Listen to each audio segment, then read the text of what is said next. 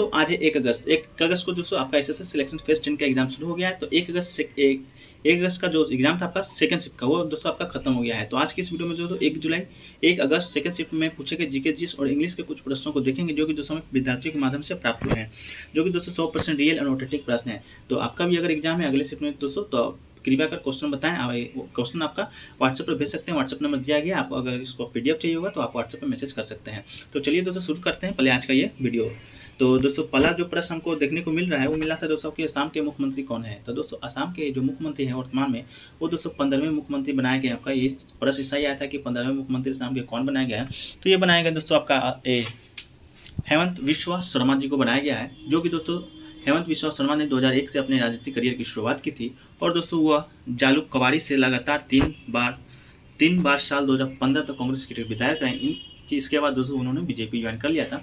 इसके बाद दोस्तों आपको ये असम के मुख्यमंत्री बना दिए गए थे। तो हेमंत बिस्वा शर्मा आपका बिल्कुल राइट आंसर होगा।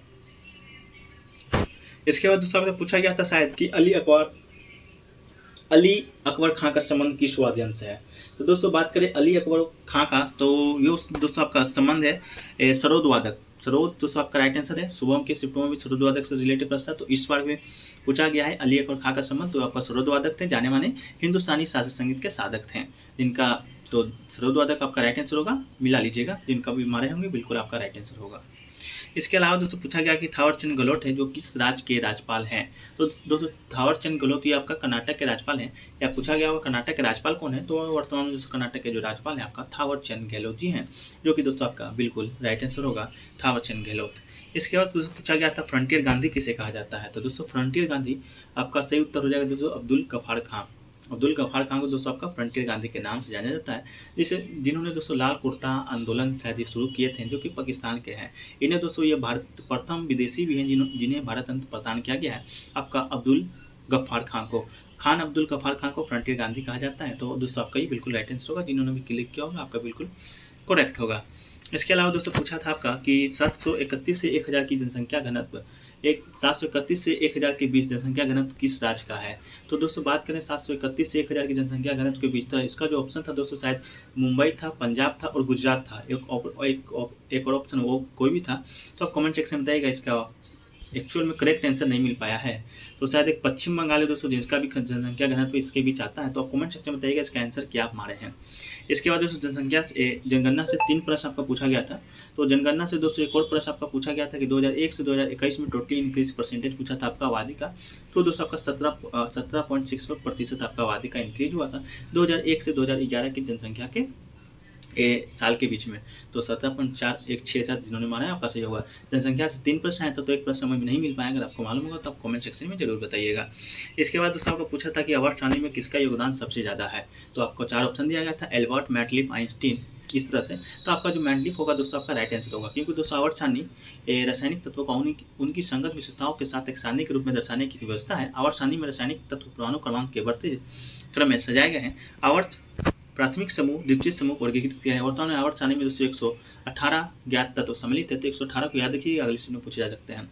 सबसे पहले दोस्तों रूसी रसायन शास्त्री मैंडलीफ दोस्तों आपका ने आवर्त नियम प्रस्तुत किया था, जो कि सारणी के रूप में प्रस्तुत हुआ है। तो दोस्तों मैंडलीफ आपका राइट आंसर होगा, जिसे मैंडेलेव भी कहा जाता है। इसके अलावा दोस्तों आपसे पूछा गया था कि सबसे पहले किस भारतीय महिला ने आत्मकथा लिखा था। 4 ऑप्शन था आपका, सरोजिनी नायडू, जानकी प्रसाद, द्युति चंद, या ऐसे ही कुछ करके आपका 4 ऑप्शन था, जिनमें दोस्तों जानकी देवी बजाज आपका बिल्कुल राइट आंसर होगा। 1956 ईस्वी में जानकी देवी बजाज की आत्मकथा है दोस्तों मेरा जीवन यात्रा प्रकाशित हुआ था। लेखिका के अशिक्षित होने के कारण ईश्वरदेव रांका ने इसे लिपिबद्ध किया था। ये कौतूहल का विषय है। इस कृति के कारण हिंदी की प्रथम महिला आत्मकथाकार होने का गौरव एक अशिक्षित महिला को मिला है। तो जानकी देवी बजाज बिल्कुल आपका राइट आंसर होगा। इसके अलावा दोस्तों आपको पूछा गया था कि इनमें से कौन सा जो है कि मौलिक अधिकार नहीं है। दोस्तों झंडा फहराना आपका मौलिक अधिकार नहीं है, झंडा फहराना दोस्तों आपका मौलिक कर्तव्य है। तो झंडा फहराना आपका बिल्कुल राइट आंसर होगा। मौलिक कर्तव्य अधिकार की बात करें तो दोस्तों 12 से 35 आपका मौलिक अधिकार है। भाग 3 में वर्णित है। इसे दोस्तों संयुक्त राज्य अमेरिका के संविधान से लिया गया है।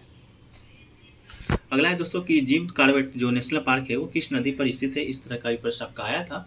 तो दोस्तों जिम कॉर्बेट जो नेशनल पार्क है वो दोस्तों आपका उत्तराखंड में स्थित है। ये तो सभी लोग जानते हैं, लेकिन स्टेट नहीं पूछा था, आपका पूछा था दोस्तों किस नदी पर है। तो ये दोस्तों एक गौरवशाली पशु विहार ये रामगंगा की पातली दून घाटी में ये 18.54 वर्ग किलोमीटर में बसा हुआ है, जिसके अंतर्गत 821.99 वर्ग किलोमीटर का जिम कॉर्बेट व्यंग संरक्षित क्षेत्र भी आता है। तो ये दोस्तों आपका रामगंगा नदी पर बसा हुआ है। आपका रामगंगा ही ऑप्शन में था, तो रामगंगा जो भी मारे होंगे उनका बिल्कुल सही आंसर होगा। इसके बाद दोस्तों आपका आया था कि तैमूर का आक्रमण कब हुआ था, हिस्ट्री से आपका प्रश्न देखा गया था। तो दोस्तों तुगलक वंश के अंतिम शासक नसीरुद्दीन मोहम्मद के समय, नसीरुद्दीन मोहम्मद का कार्यकाल 1394 से 1404 ईस्वी था। उन्हीं के बीच 1398 ईस्वी में तैमूर का भारत पर आक्रमण हुआ था, जो कि तुगलक वंश के लिए घातक सिद्ध हुआ था। 1398 जिन्होंने भी मारा होगा उनका बिल्कुल करेक्ट आंसर होगा। इसके अलावा दोस्तों आपका आया था कि हरिसेन किसके दरबारी कवि हैं, या समुद्रगुप्त के दरबारी कवि का नाम आया था। तो दोस्तों हरिसेन बात करें तो हरिसेन दोस्तों आपका समुद्रगुप्त का दरबारी कवि है। तो समुद्रगुप्त जिन्होंने भी सही आंसर मारा होगा और बिल्कुल राइट आंसर होगा, वो 4वीं शताब्दी के संस्कृत कवि, राजनीतिज्ञ और सरकार और के मंत्री हैं। तो जिन्होंने भी दोस्तों हरिसेन मारा होगा आपका बिल्कुल राइट आंसर होगा, मिला लीजिएगा।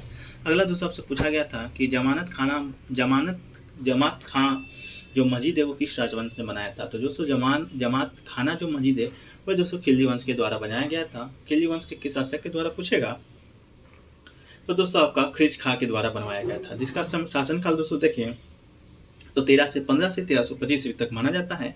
तो जमात खाना जो मस्जिद है दोस्तों आपका खिलजी वंश के द्वारा बनाया गया था। तो खिलजी वंश जिन्होंने भी दोस्तों आपका मारे होंगे वो आपका बिल्कुल राइट आंसर होगा। इसके बाद दोस्तों आपका डिस्ट्रीब्यूट का सिनोनिम्स पूछा था कि डिस्ट्रीब्यूट का सिनोनिम्स क्या होगा। तो दोस्तों सब कुछ डिस्ट्रीब्यूट का सिनोनिम्स है जो कि देख लेते हैं। ऑप्शन तो मुझे प्राप्त नहीं हुआ है। पहला है डील, दूसरा है डिस्पेंस, डिवाइड एंड डोल आउट। दोस्तों आपका डिस्ट्रीब्यूट का सिनोनिम्स है। तो डील, डिस्पेंस, डिवाइड और डोल आउट में से जो कोई भी एक आपका होगा तो बिल्कुल आपका दोस्तों राइट आंसर होगा। इसके अलावा भी कोई था तो कमेंट सेक्शन में आप जरूर बताइएगा। इसके अलावा दोस्तों आपसे पूछा गया था कि जिस दिन संविधान लागू हुआ था उस दिन कौन दिवस मनाया जाता है। इससे का प्रश्न तो आपको उत्तर था आपका 26 नवंबर। तो ये पूछा गया था गणतंत्र दिवस और संविधान दिवस किस दिन लागू हुआ था, तो आपका 26 नवंबर आपका राइट आंसर था। एक्चुअल क्वेश्चन याद नहीं है, लेकिन 26 नवंबर आपका बिल्कुल राइट आंसर। 26 नवंबर 1950 को इसी दिन संविधान लागू किया गया था, जिसके कई कारण थे।